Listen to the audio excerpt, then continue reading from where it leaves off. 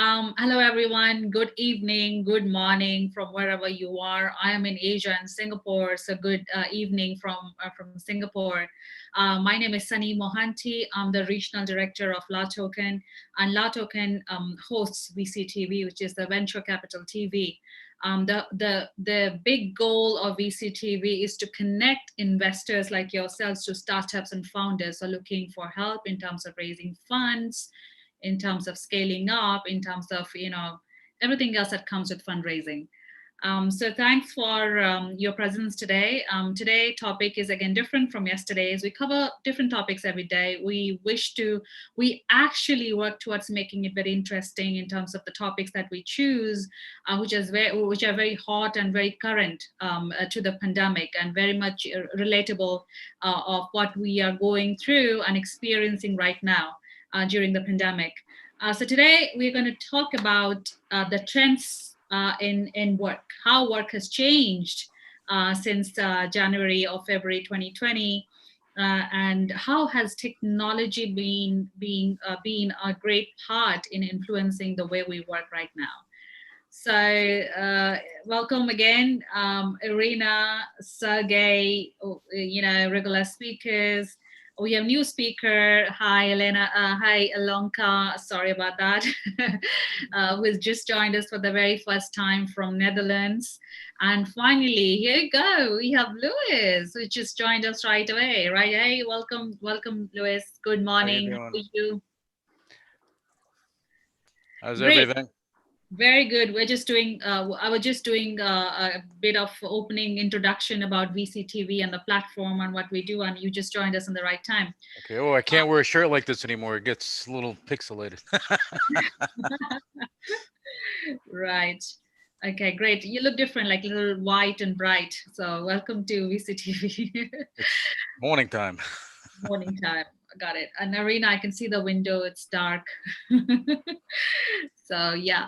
So today, I'd like to start with Ilanka, which is joined us from Netherlands. With her, even though I'm like, I usually travel from Asia to West and, further West, but today I'm going to start with Netherlands. Hi, Ilanka. Welcome to VCTV. Since you've just joined us for the first time and you've been investing in work technologies, HR technologies, just start the show by a short introduction about yourself, the company you represent, and what kind of work you've done in the space. And we go from there with other questions. Very good. Thank you, Sunny. Well, great to be here with all the different continents. Here it's 2:00 in the afternoon, rainy Amsterdam. So I've been active in the WorkTech space for 6 years. Before that, I was a serial entrepreneur, also 2 businesses in there.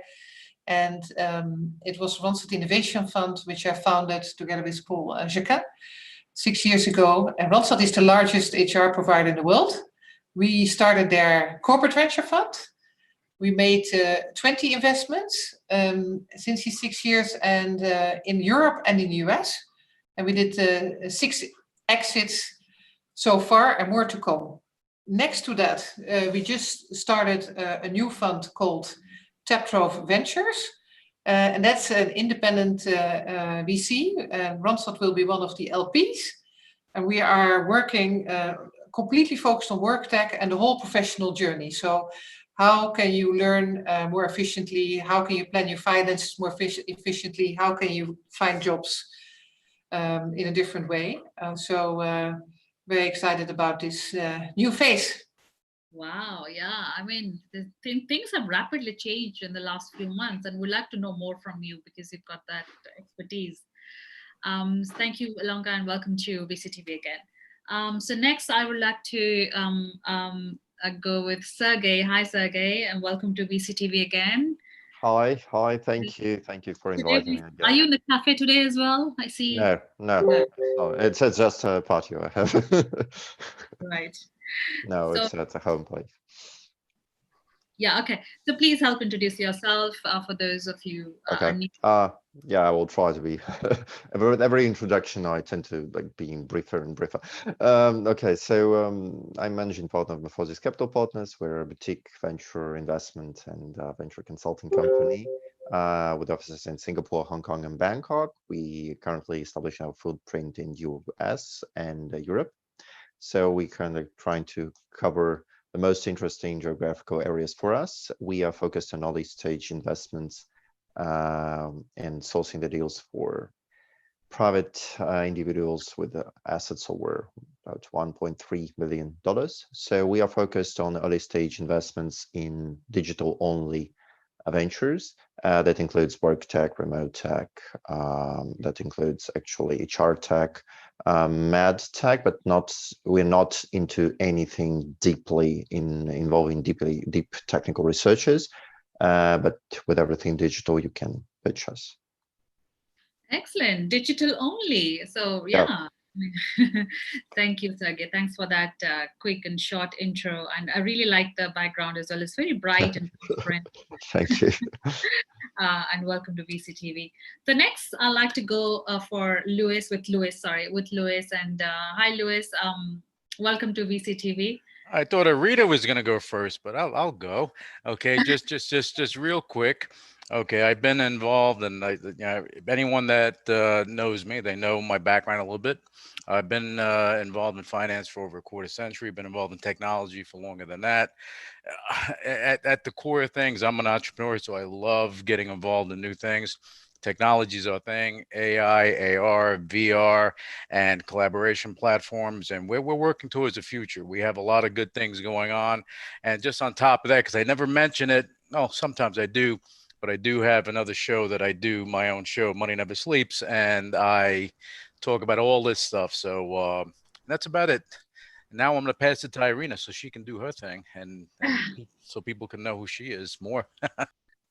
I think I should open the floor to both of you at the same time. Thanks, Louis. Welcome back to VCTV. Irina, the crypto lady. I mean, I just keep her in the last because, sort of her story resonates a lot with the crypto story. The people who are in the crypto space. So I just want to hear more from you. So it's last but not least. So Irina. Superwoman, my daughter gave me, my daughter named me this way when I went to save the crypto space in 2017 when we were seeing, unbelievable growth of very questionable things happening. So I told her I need to get on the road, and she said, "Why?" I said, "Because I need to trump the bad guy." She said, "Oh, you're crypto superwoman. Okay, mommy." And just that kind of that kind of stuff. But Irina Litchfield, and it's a pleasure to be here. I love starting my day with Singapore, VCTV.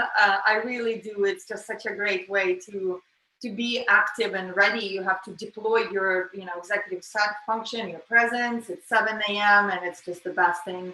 I love it. Pleasure to be here. As I said, I'm founder of Blockchain Cubed. It's a blockchain integration technology. I'm president of Lumeria. Lumeria is where capital meets innovation. Our goal is to bring back small market cap and create truly global capital markets, regulated, of course. It's a pleasure to be here. WorkTech is so important to so many of us. I think it's something we really, a lot of us didn't think about, at least I haven't even remotely thought about it before. Now it's such a relevant thing. So, and we work across all borders, not just technology. Innovations is what we are driven by, and integration of innovations is kind of something you will hear me say all the time. Yeah, and Irina, just if you don't mind, I'd like to add, you have founded a Bitcoin exchange back in 2012. Am I correct? Right. Yes. Yeah. That's when we started, and when we pivoted into a bank because obviously US-based Bitcoin exchange was a little early for that time. So we pivoted in the bank, and financial technology is my background. So I 15 years of financial technology. It's not a lot, and always integrating, things. Wow. Great. Thank you, Irina, for that. Great. Awesome. Fantastic. So we are set now with the introductions from our speakers.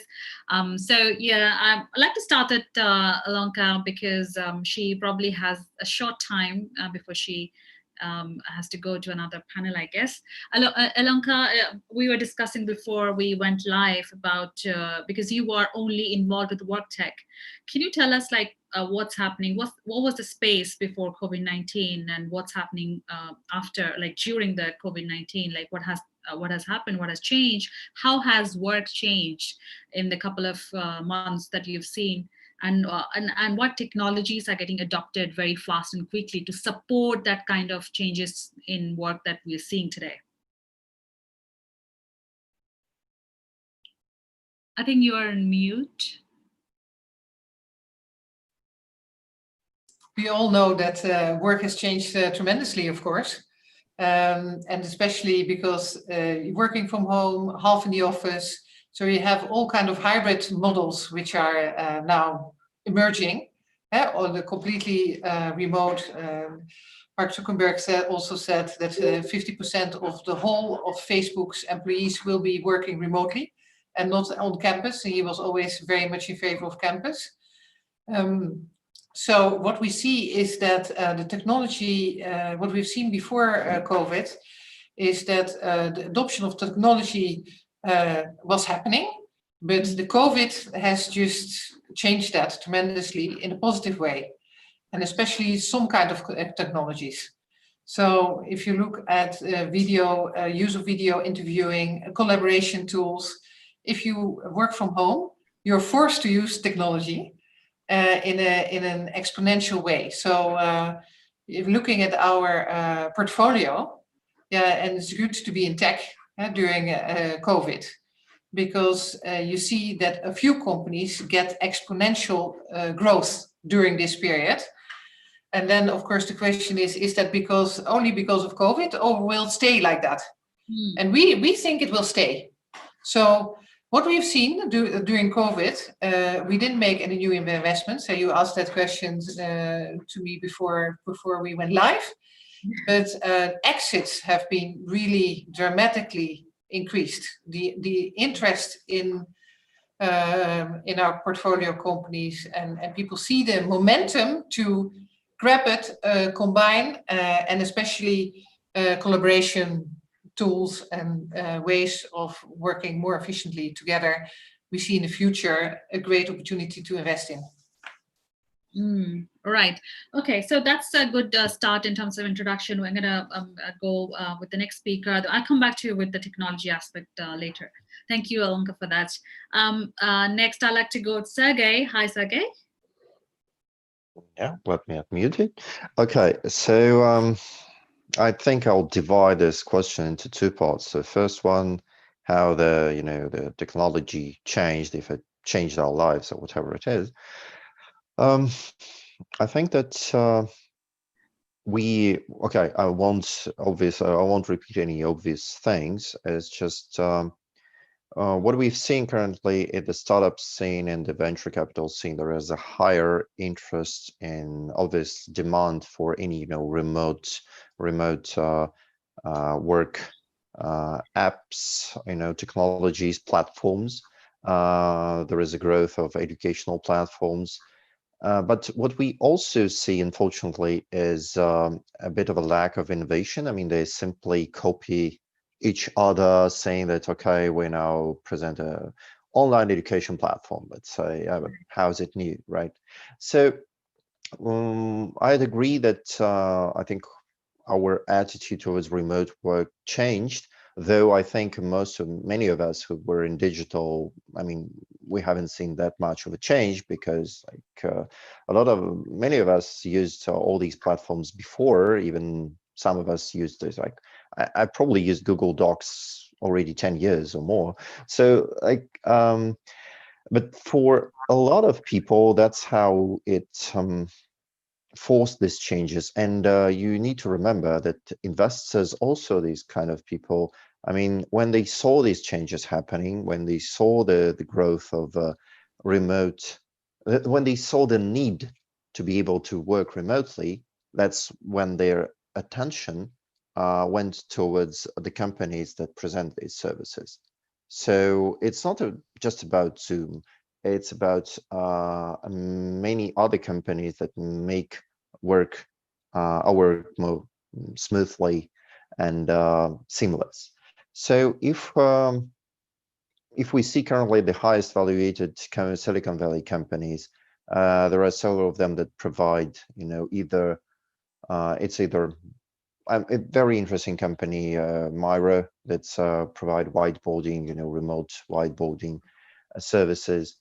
I think there is no silver bullet in this, but the most interesting startups in this ecosystem is those that provide us, kind of interaction between multiple services. So the company that just want to provide, let's say, invoice management, remote invoice management, remote messaging, that's not enough.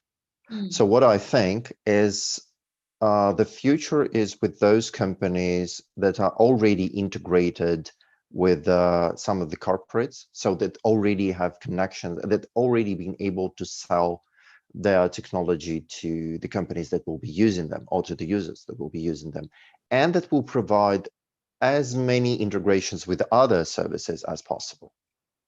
Yeah. So very good point. I think Lanka is going to elaborate on HR tech later as well, like the way we work in corporations and the startups, how they collaborate with enterprises. I'm going to also ask you about a company called later on. That funny name. Yeah. Well, that's a weird thing. I mean, yeah.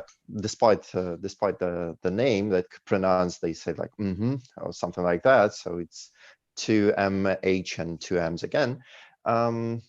They basically, as far as I know, I mean, there was just a recent article on Forbes yesterday that they found that, okay, you have this need to present something on Zoom without switching your screen and having to present it on the screen. So it basically could be on your background and you pointing with your hands to some. Right. So it's kind of a funny and magical style.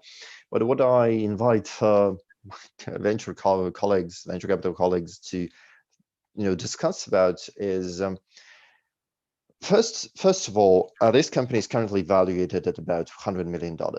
And so they've got injected capital, 30 million, 5 of them coming from as a loan, another from Sequoia Capital as an investment, but they're still in beta. So it's only invite only.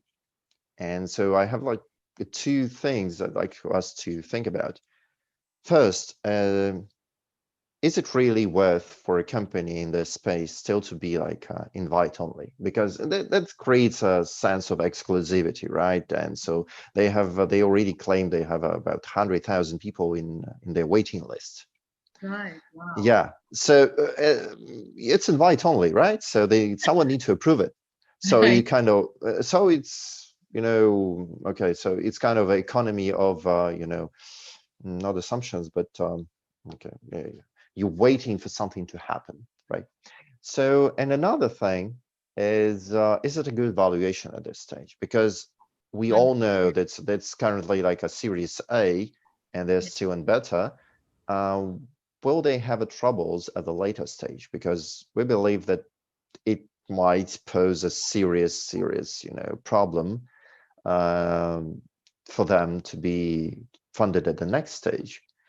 I mean, what valuation should be at the next stage? I mean, of course, this is like a great achievement, but the question is, what my other colleagues think, is it a good valuation at this stage to have? Right. Yeah, sure. I mean, I'm sure Louis can take that question next. Louis. I'll take the question. Yeah. Just a couple things with the invite only situation. 10 times out of 10 is because they're in beta mode. So they're looking, they don't want an overload. So they do that. They want to gain interest. They want to make it seem exclusive, but at the same time, they're in beta mode. They want to knock out all the kinks before they let everyone use it. Everyone's done it. Google, when they had Gmail, they did it invite only because they had to knock out all the kinks, and then everyone can use it. So it's a progression, and then in technology, that's what happens. We do that with some of our platforms because we have to. Now, as far as valuations, yeah, I think a lot of times people have a misconception. They give crazy valuations on technology companies on a private level and on a public level. I mean, you can't, you can't go. I mean, you have Elon Musk. He'll go and tell you Tesla, it shouldn't be this high. He'll go and publicly say it, but the reality is it's not his choice. It's supply and demand, was what the public wants it to be, or what the investment bankers, whoever else is involved in it, how they want it to be. On a private level, you always want to keep things modest, because I'm a great believer in under promising, over performing. If you under promise and you deliver higher, your value, I mean, the value of your company is going to be that much higher.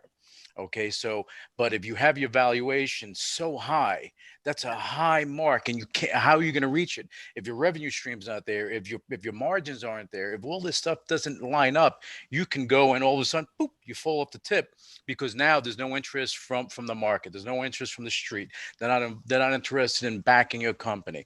You may not get interest from SPACs. We were talking about that yesterday, and Sergey will talk more about that. You know, well, because an interesting one happened yesterday with Momentous. Is really interesting, but the reality is the valuations in any industry on a private level, it can range anywhere from 2 to 5 to 10. It all depends on the industry. When you're public, they're going on enterprise value. They're going based on your revenue stream. So now all of a sudden, a company that may be worth 100 million, and if they have their revenue, let's say their revenue is 50 million, all of a sudden the company's worth 5-10 billion. How do you catch up? How do you do that? It makes it increasingly difficult for investors to understand, for them to go and break it down, to really understand the value add. Okay, and it makes it really hard for the street. But the street, they, investment bankers, they make money, they do the deal, they make money, but it makes it harder for these companies to continue to grow. That's why SPACs, and I keep going to this, the way they do it, they break it down and they make it in such a way they need it to succeed. It won't go and zoom up by 30 points when it's publicly traded. However, you will have steady growth and you have sustainability there. So that's my input on that subject. I have some more stuff to talk about, but I'll pass it over to Irina, because she's getting into Superwoman mode, and she's getting crazy. She needs to talk. All right. Thank you, Louis. I think Sergey, Louis are in the same sort of. They agree to what Sergey mentioned. Sorry about that. Irina, over to you with the same question. Specs are great, Louis, I do love them too. It's just such a great way of thinking about going public. But I want to add something. We live in a world of outdated systems, and DC is also subject to that as well. And so we must think about it sometimes, and maybe understand that we might be living through a point to where the way funding is done is changing. And I'm certainly betting on that. So one of the things that we are doing is we changing the way things are done in funding world. And what that means is that it allows investors get liquidity faster, right? We need to see a much faster moving cycles. On one side, of course, being conservative is important, but this whole model, okay, of fundraising to where, if you're struggling, you're raising enough for 18 months to be able to bootstrap you to something that can be clayed together. Really, you're raising it, for a year, but in 6 months, you're going to go back to the fundraising. And there's another problem too. Founders should be raising 100% of the time. This is insane, okay, guys? It's insane, because what founder needs to be doing is building, okay, and deploying their team to do the best job they do. They need to be able, in the beginning, hire people that they actually can perform work, and not find themselves in a position to where they hire garbage because they don't have enough money, and then that garbage costs you even more money in the later cycles when we have to go and restructure the whole thing, and it creates a lot of drama. We all know the problems associated with going through cycles. So, who knows, maybe possibly it does make sense to where if a company can create such a solution that can have traction. For example, Sergey, when you said the presentation on the back, I'm like, oh my God, we need this. We must have this. I mean, I need this right now. Why does that not exist? And I encourage whoever can make this happen, go and make it happen right away. So I don't know how you can do it, but I'm sure the technical people can go figure it out. So go and get it from me and do it fast. So, but you know, on another note, if it takes a big push to be able to go and get this done and actually deploy it, they actually might not need to go and raise for a while, right? Because if it's a model that creates revenue, I'm just saying there's different models, and the cookie cutter traditional fundraising system does not work. That's one of the reasons why small market cap is dying. Small market cap companies are dying. The way we do funding from bottom all the way to the top is just broken. It doesn't work. But let's, you know, but we all know that. I just wanted to make sure I voice that because it is something that, you know, empowers me the most. You know, WorkTech is so amazing.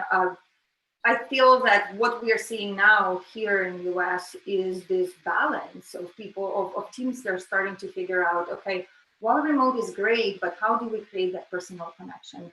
And how do we give the tools? And you guys, all of you mentioned that, kind of the tools to be able to collaborate better, to maybe interact better. And how do we also make sure that that interpersonal connection between the team members is there as well? And so we now seeing, and it's not WorkTech, but it pertains to how we do work now. So we're in this fall, we're seeing a big push of the companies going to work retreats. So in supposed to when work retreat used to mean going to a resort somewhere, right? And having this relaxing environment where team members also bring their families. It's the opposite. It's the people, the workers, the team members are going and leasing big Airbnbs, and they're staying and they're actually working, collaborating. Because what we're finding is that there is a big, while it's great to do remote, there are lags, there are big lags that are created in productivity through kind of lack of interpersonal connectivity. So I think anything that we can bridge that is going to be useful. And I do believe that VR and AR plays a huge role and closes that gap much closer for us to allow us to kind of have an illusion of that interpersonal connection. Very, very valid points. Team building activities are very key to have that strong bonding within any team. So we are missing out. I think VR, AR has a solution for sure. Thank you, Rina, for those insights. Coming to Alanka, I'd like to, because obviously you are more involved in daily operations, HR operations. So how to select technology for WorkTech? What are the parameters? Yeah, well, I think it's extremely important to look at what your real need is, your business need, and you have, of course, different kind of work tools, collaboration tools, which are synchronous or asynchronous. So you do it at the same time or not at the same time. And you mentioned already that everybody uses Google, everybody do Docs or other big systems.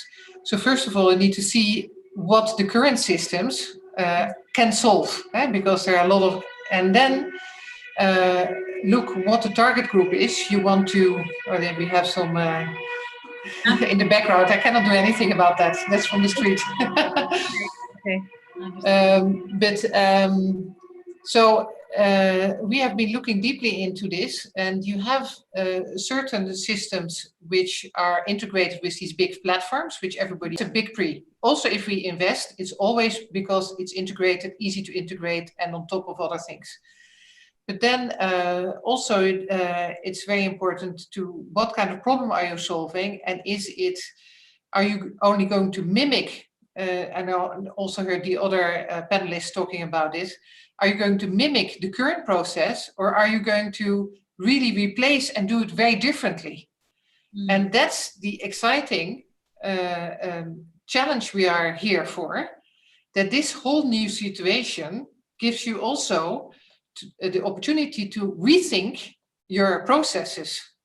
Right. And Irina was talking about events and in-person events. Well, the whole virtual event business is going through the roof because people indeed want to be connected. Right. Not only you talk about work, Yeah. also connect in a different way. So I think the whole challenge and also the cry out I would give to the market, let's rethink processes and really try out a whole new way of working. Yeah. And Right. it's also personalized. So what is very important is that depending on your position, you will need to have certain access to certain tools. So, and not everybody wants to use the same thing at the same time because it's just not useful.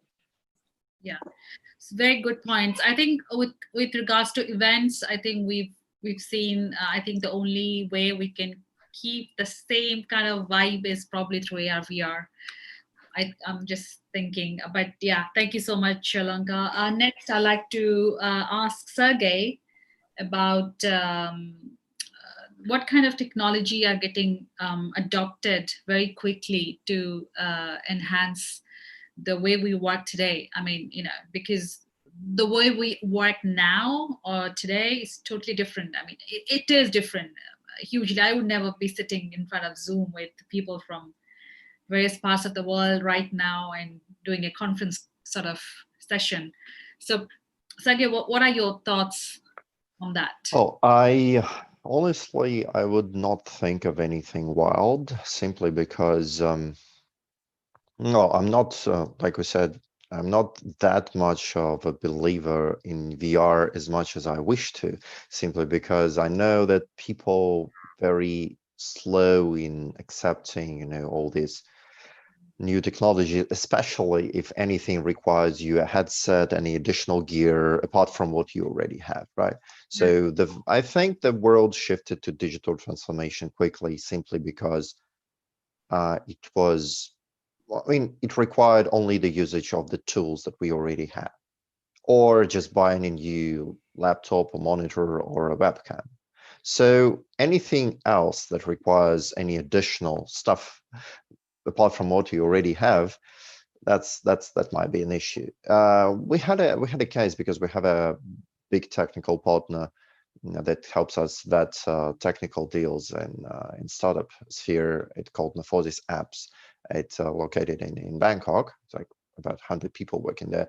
So they helped with the digital transformation to their clients in the area.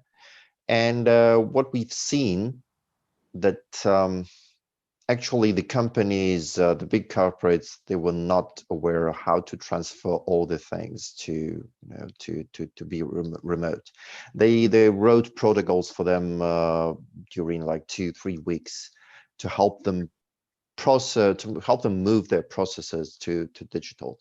And if we think about the new technologies that might involve that, I don't think we need anything extremely new right now. I think a lot of these already been invented.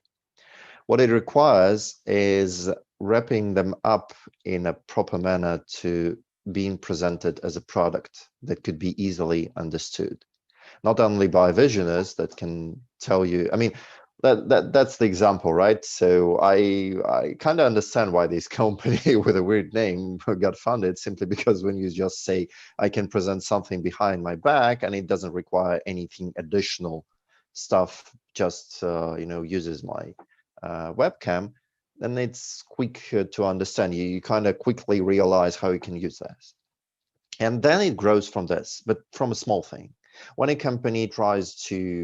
startup tries to put so many ideas, technologies, and to pack them into one big product, it usually doesn't work. Because if you cannot explain this as one sentence, okay, Right. what is this? If they cannot explain this, like what it really is, and that's like as my advice to all the startup founders that watching us, I mean, you kind of need to be able to explain this at one sentence, what it really is. And if people start asking you like, can you please explain me again how it really works?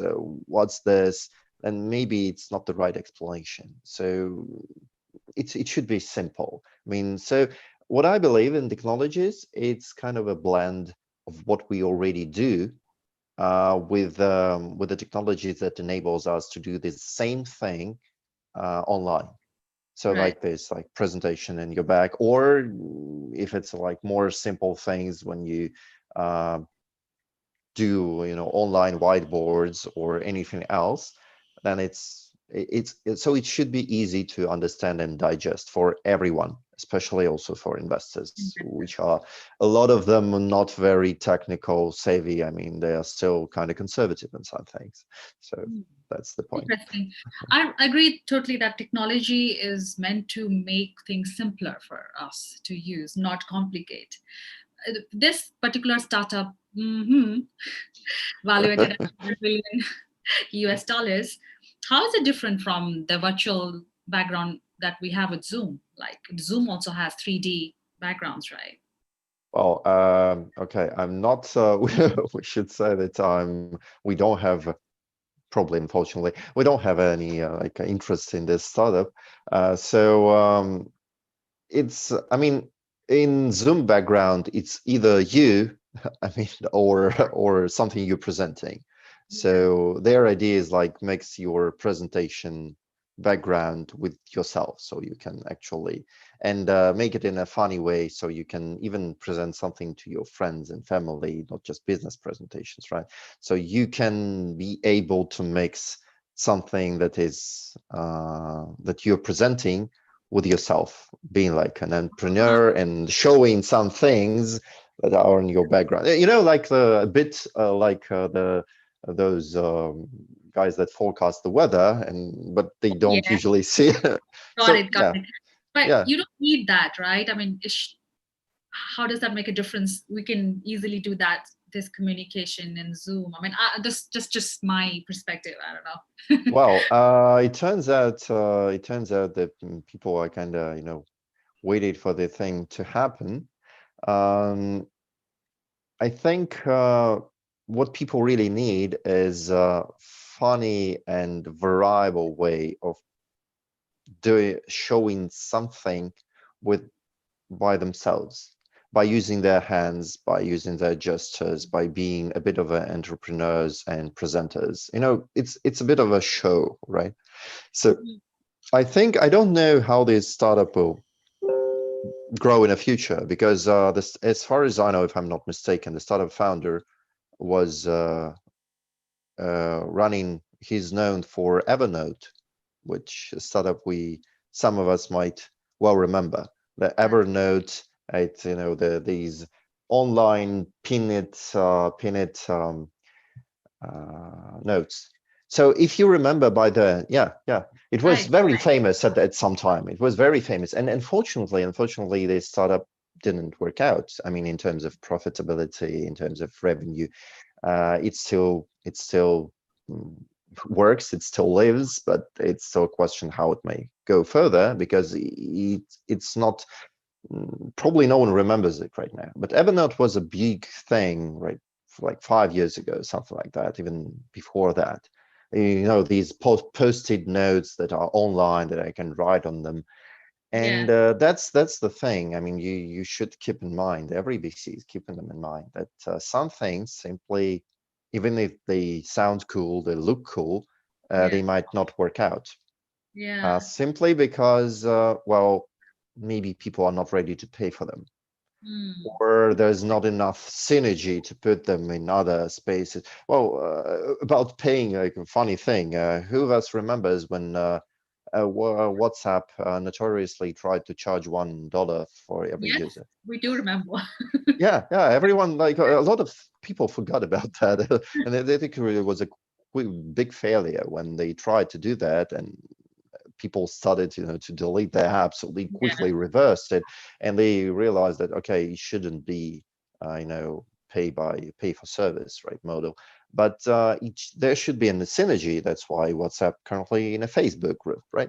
So it's a part of Facebook. So how it will work with this app, they're kind of, you know, this app, they rely heavily on corporates, on, you know, on individuals that will be paying the subscription model.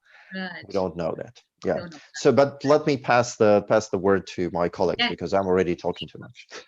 No, it's okay. We have enough time. Thank you, Sergey. Louis, I just want to ask your thoughts about cool stuff, cool, anything that makes sort of your work. For example, we're talking about WorkTech. Cool. Is it required? Do investors think that having something cool is more investable, a I, startup? Or... well, I think that, you know, when you have an entrepreneur and they're looking to come up with they come up with these novel ideas, you know, digital offices, the digital office products are important. You have more and more companies that are there, especially now with the pandemic, you know, basically they're forced to learn how to work remotely. All right.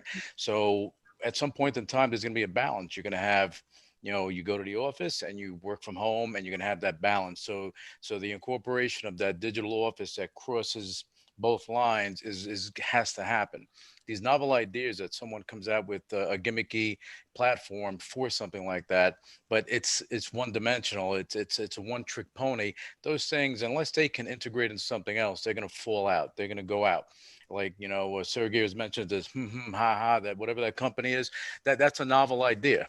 Okay, it may evolve. You know, I saw Snapchat when Spiegel, when he was doing that, and basically it was for strippers. Honestly, I know exactly what it was, because, you know, some things that we did are involved in that. But anyway, you know, what they evolved the company from that to where they are now, and things evolve. But, you know, technology to help bring the office to you is going to be important, but it has to be viable. It has to be something that's worth it. There's a major consolidation that's going to take place. We see it in banking, we see it in finance. Even just now, Morgan Stanley, one of my alma maters, you know, they went and they acquired Eaton Vance. Okay, it was a $7 billion deal. The reality is, if this was done 5 years ago, it would have probably been a $15 billion deal, $20 billion deals. But these brokerage firms, these broker dealers, they're not charging money. They don't charge, you know, their rate of getting money from investors for transactional things has decreased tremendously. So you have zero cost transactions, you have things like that. So their business model changes. And this is the evolution of everything in life. And technology is no different. There's going to be an evolution. And I think the companies that are there and they see it, and they're looking at the next 5 years, 10 years. They're not looking at the next 6 months. They're not looking at, you know, having that little thing that's going to get you attention right now, and you're a flash in a pan. You don't want that. You want sustainability. And just Alanka, just to touch on what she's been talking about, human resources is very important. That's people don't realize how difficult that is until you have a large company and you have to deal with it, because you're dealing with employees, legal stuff, all this stuff. So the technology that's involved in that becomes very important too, because it allows you to keep everything organized. So companies that are involved in doing that, you know, this is your time to actually put it all together. Because, you know, typically with any economy, you have your peaks and valleys, right? You have your peaks, your valleys. This is how the economy goes sometimes. Right now, the 2020 is one of those years where everything's just gone awry, and the sense doesn't come out. We're right now, believe it or not, in the United States, it's going to be a V-shaped economy. We came down here sharp, but now we're going to go back up, and we're going to go back to peaks and valleys. I believe that's going to be global. I think a lot of economies globally are going to do that, and you're going to see a burst of things happening. And the people that come up with the solutions, they're going to shine. The ones that are coming up with the little novel ideas, unless they integrate into something else, like that company, if it integrated into a collaboration platform, a video conferencing platform, then it's okay. They may get acquired, but for them to be standalone makes no sense. But that's my input on that. I think that we're going to have a lot of change moving forward. And the digital economy just continues to evolve and grow. Thank you, Luis. I think Sergey and Luis are both in the same line when it comes to so Irina, what's your thoughts about how should the startups founders think? Short term, cool stuff, just get some money and be here, or long term? It really depends on how long it's going to take you and to build what you need to build, because let's face the reality is not the same for everybody. You know, something is an app that's an app that can be stand up pretty fast with a nimble team of a couple, you know, developers is different than with platform, right? Like in general, I think in general, we need to move away from cookie cutter situation and evaluate everything for what it is and what we see it. And, you know, and I think it allows us to open up a lot of blind sides. One of the interesting things that I would love to see is basically reorganizing of how our work space is, right? And our workspace right now includes computer, probably phone, earphones, maybe a couple earphones, possibly microphone, pen and a paper, desk, chair, maybe green back, right? That's all. And it's all, we're all sitting. Our production value while we are speaking to each other, and the production is very important. When we go to work, we put on clothes, we are interacting with people and when you become more executive level, you kind of end up having high level meetings. It's all VIP, you know, it's all a high production value of lives that we lead. And our offices are not high production value. And so some of the things that I'm seeing is, let's say, work pods, right? So it's a little pod that is outside. Let's say it's outside of your house. So it allows you to be away from your family. So your kids are not coming in and bugging you. Your loved ones are not constantly sneaking in and mimicking you while you're having an important meeting. And these pods also include maybe a microphone and a screen where you can stand, you can present, because presentations and keynotes are very important. Remember that when we used to live in a world where in-person gatherings were important, pitching on the stage on all levels, from the seed companies that are just, going and participating in whatever conferences they can get their foot into, to private, exclusive gatherings, super expensive private exclusive gatherings. Presentation on the stage is a really big aspect to it, and we do not have that. And so the quality of a production is there, but we can simulate that in the, in a little trailer or in a little pod, like a little mini homes. We're now seeing mini offices. And so one of the things that that is kind of a popping up is the subscription for companies to basically, instead of spending money on the office for their employees, they're looking at how they can get rid of those offices and maybe shrink it down to like a community gathering, brainstorming space, to actually providing the office for workers outside of the office, right? So then it has your microphone hanging, it has your great production, it has a presentation. If you have somebody who is doing presentations, and that includes executives as well, because they need to be public, right? Like a CEO is a public figure of a company. They have to be presenting all the time, whether they're building partnerships, whether they're raising money, whatever they're doing, even when they're hiring somebody, they're for earlier stage companies, or hiring executives. It's always a presentation. And so those little things, the decking out of our offices, ability to be able to stand up, ability to use biohacking tools inside your office, that allows you to increase productivity, right? Because we're all sitting right now, our backs are not doing well. If you're not working out regularly, there are really long-term consequences that are associated with that. And so that redecking, reorganizing our space and our environment to facilitate it, but still be able to be away, right? I don't think we're moving. People are in their confirmation bias, are there. They want to stay remote. And I think it's going to take us a while to get them outside of a comfort zone. Very good points. I think right in saying that it's going to be a mix of working from home and going to workplaces for town hall meetings and pitch when you have a big gathering, a big important day. So I think this is what is going to be. I agree with you, Rina, with your insights. Thank you so much. That brings me to the last question of the session, because we're just running short of time. We talk about startups and founders, but we haven't spoken about this I haven't actually spoken about this. So let's talk about the startups that have failed to raise money. What happens? How can they be helped once they have failed to raise money, and what should they be doing, and how can investors help them to fix that? Ilanka, you'd like to take that first? Yeah. Yeah, the question is, why can I not raise? Huh? That's always very important to understand.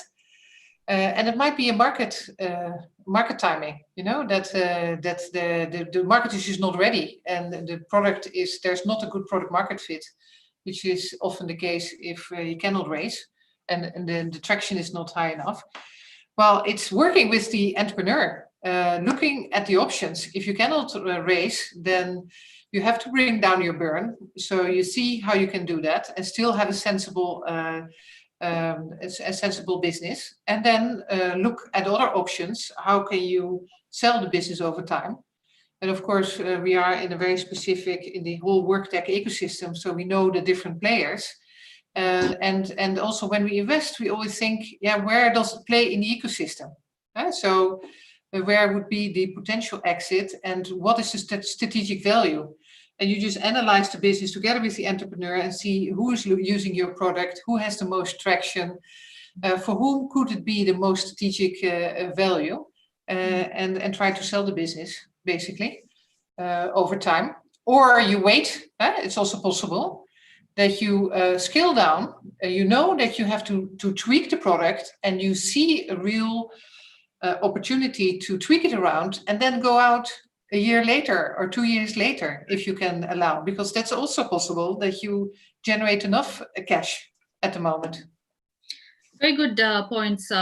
Those startups and founders who are watching today, please take that into note. Don't lose hope if you fail to raise the first round or even the second couple of rounds. There's always light at the end of the tunnel. Thank you, Anka, for that. Next, I'd like to have insights from Sergey. Sergey, what advice do you have for those startup founders who, failed? Yes, thank you.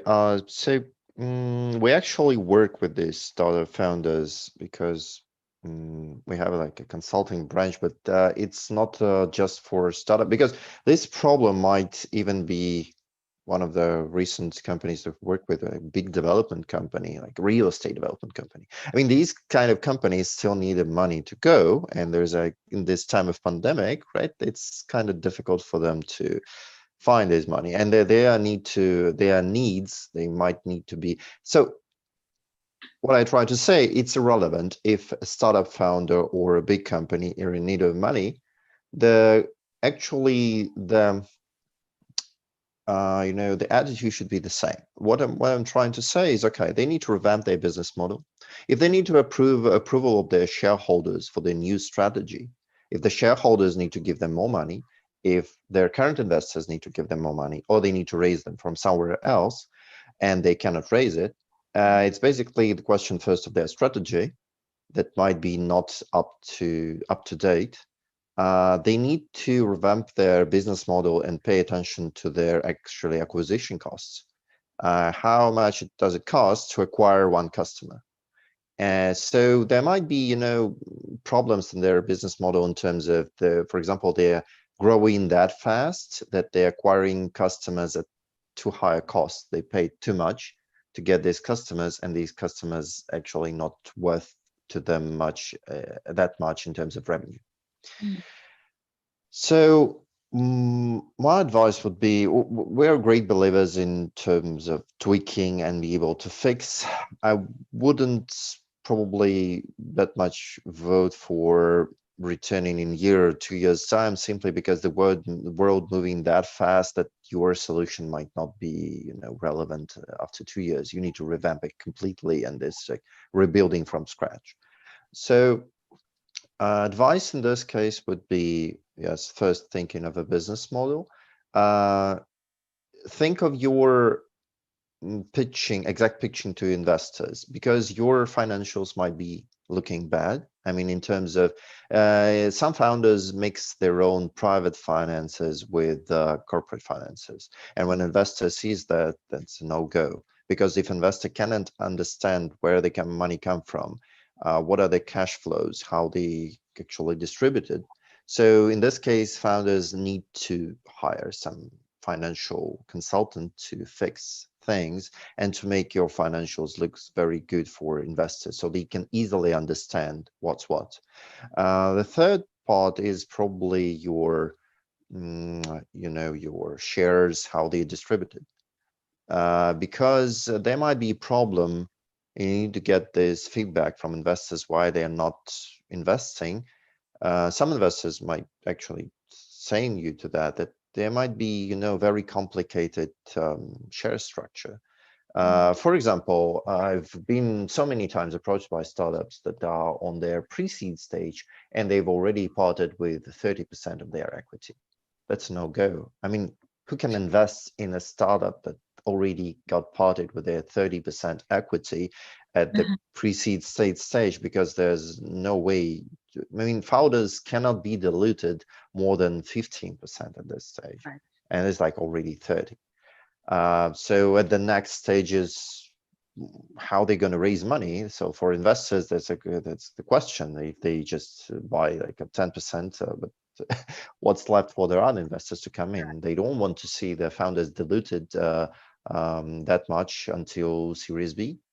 Right. So, but that's also a case when they don't want to be invested that much, or there might be even some founders are not that transparent with their share structure. I mean, sometimes they tell you, oh, like I own 95%. But then it turns out that they loaned money from their friends and family, and its friends and family kind of, you know, kind of own this additional 10% or might not. So the more complex it is for investor, the more reluctant they are to jump in this Right. case. So I think my advice would be to look into these fundamentals of not just your perfecting your pitch in terms of this is our product. There might be a lot of questions in terms of how much money you're looking for, your business strategy, and you know your share structure, your financials.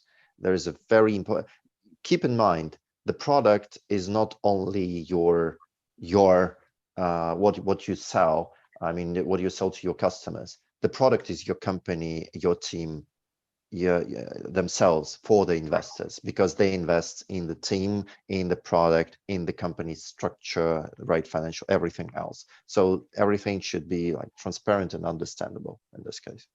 Yeah, to summarize it, thank you so much, Sergey. Summarize it, the investors invest not only in the product, but the entire people, the team that makes that product. Thank you so much. And please, founders who have failed to raise funds, please take a note of these points that Sergey just highlighted. Thank you so much. Very quickly, Louis, your thoughts, anything that you'd like to add to Sergey? Well, I mean, if you're talking about entrepreneurs, founders that started a company, you know, and it failed, you know, the bottom line is that you have two different types of people. You have the creative people, you have the business people. If you're creative and you know how to create a thing and you have solutions for a problem, that's great. You may have the idea, the concept, you put it on paper and everything. You're trying to raise money to do it, but you didn't actually create the platform. All right, people they don't have the vision that you may have.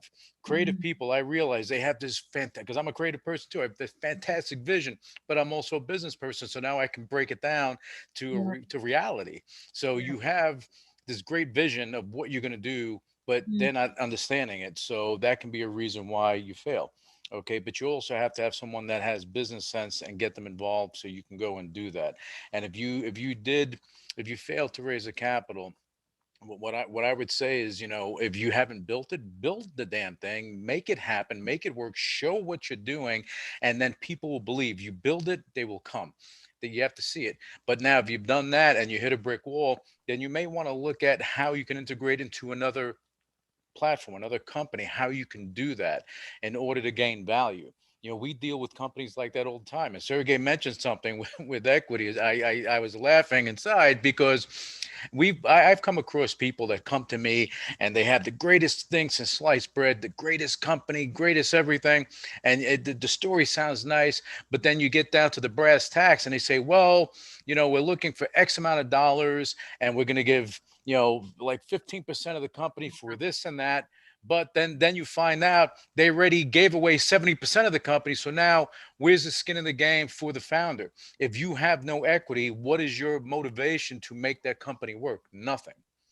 So, as founders go, don't give away everything you have.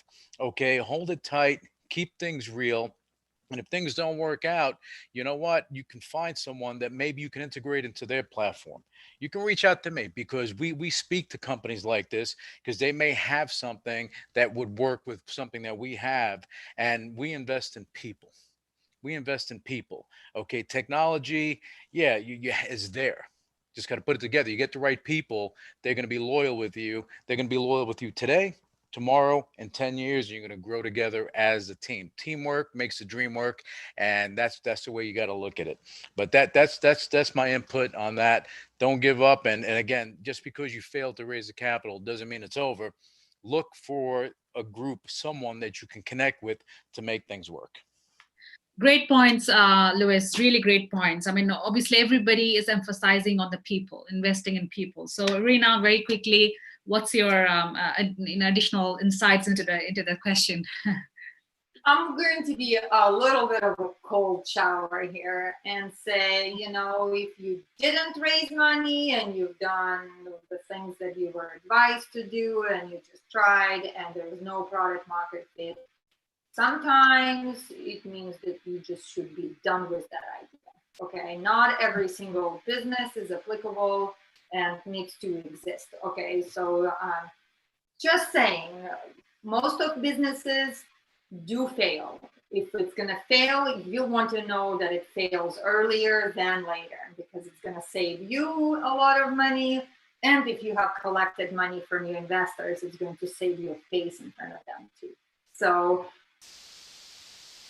I think that both of you guys said that investors invest in people. And the reason they invest in people is because exactly for that reason, that not always, especially in the early stage, if you're going through angel seed round, and you are the entrepreneur that has the grit, that has persistence, that has perseverance, that has ability to pivot, that has great interpersonal skills, that has great values. So there's different aspects that put together this amazing entrepreneur that we all are looking for. And then it really doesn't matter what business model you're doing because you can always pivot and you will end up pivoting no matter what. Whatever you're building right now is different than when it is going to be something for the most part, unless it's like a precision designing, I don't know, biochemical something, right? Or a rocket. If you're going to build a rocket, it's going to be to spec. But if it's a business, and especially in tech world, it all pivots all the time. I think that one of the advices that I would give though, besides maybe consider giving up and doing something else, just as an option, Right.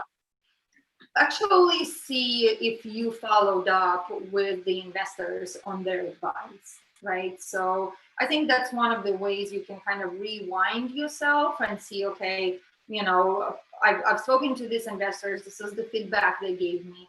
I have adopted and considered their advice. Not just don't just change the debt, but actually consider, see. And then also see if across the border you see the consistency in that advice. And my guess that if you pitched enough, and that's the key too, right? You need to go and pitch a lot. Not just I talked to 3 people, I talked to 5 investors, I didn't get money, boo-hoo, world does not understand me. Wake up and understand that this, you have, it's a numbers game, okay? You have to go out there, you have to be vulnerable, you have to reach out and you pitch.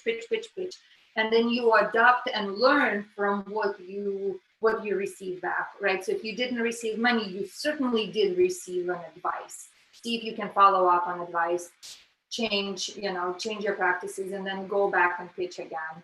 And that's where I'll leave that. No, very good points. It's okay to fail, as Irina rightly said. Thank you so much. I mean, if you pitched once but you didn't get the money, don't go pitch again. You will get there. And obviously, if money doesn't come in, a lot of advice comes in, right, Irina? Thanks a lot for sharing those insights. So founders and startups who are listening to this panel today, it's a very, very interesting panel because we touched upon WorkTech, RemoteTech, technologies around it. We also touched upon why startups fail and why can't they raise money and what should they be doing as well if they fail to raise money. Thank you so much, Sergey, Rina, Louise. I think we just lost Alonka. She's probably headed to another meeting. Anyways, thanks to her as well. And thanks for your time. I really appreciate, Luis, for your time every day to VCTV, for making it very special and very informative. I have got startups, sorry, they're not stalking you. I've got startups founders who have reached out to me personally asking to be pitching and speaking to you. So I'm going to connect them to you shortly for sure. And yes, rest of the speakers, thank you so much for your time and insights. Irina, as always, Superwoman. And Sergey, welcome to VCTV Asia. I'm loving the kind of inputs and insights coming from you as well. For those startups and founders who are watching us today, you can always reach out to Sergey, Irina, Luis through our website at www.latoken.com/profiles. Their profiles are now getting featured on our website for you to be able to reach out to them via us. And the investors who are actually watching other investors today, like these investors, you can always come on the panels, talk to them, share our insights with them and our audience, and we build the investor community as we go, because investors also need to network and share ideas and information like the startups and the founders.